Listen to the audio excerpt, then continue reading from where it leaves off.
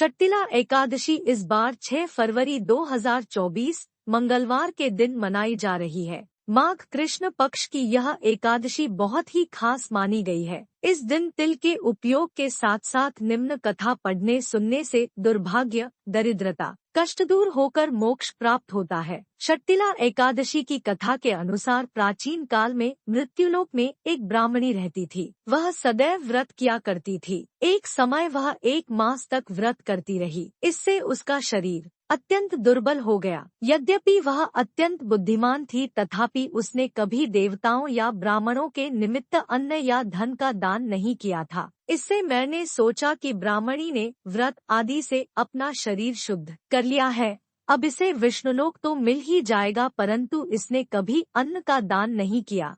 इससे इसकी तृप्ति होना कठिन है। भगवान ने आगे कहा, ऐसा सोचकर मैं भिखारी के वेश में मृत्युलोक में उस ब्राह्मणी के पास गया और उससे भिक्षा मांगी। ब्राह्मणी बोली, महाराज किस लिए आए हो? मैंने कहा, मुझे भिक्षा चाहिए। इस पर उसने एक मिट्टी का ढेला मेरे भिक्षा पात्र में डाल दिया। मैं उसे लेकर स्वर्ग में लौट आया। कुछ समय बाद ब्राह्मणी भी शरीर त्याग कर स्वर्ग में आ गई। उस ब्राह्मणी ने मिट्टी का दान किया, इसलिए ऐसा करने से स्वर्ग में सुंदर महल मिला, परंतु उसने अपने घर को अन्न आदि सब सामग्रियों से शून्य पाया। घबरा कर वह मेरे पास आई और कहने लगी कि भगवान, मैंने अनेक व्रत आदि से आपकी पूजा की, परंतु फिर भी मेरा घर अन्न आदि सब वस्तुओं से शून्य है। इसका क्या कारण है? इस पर भगवान ने कहा, पहले तुम अपने घर जाओ, देवस्त्रियां आएंगी तुम्हें देखने के लिए। पहले उनसे शट्टिला एकादशी का पुण्य और विधि सुन लो,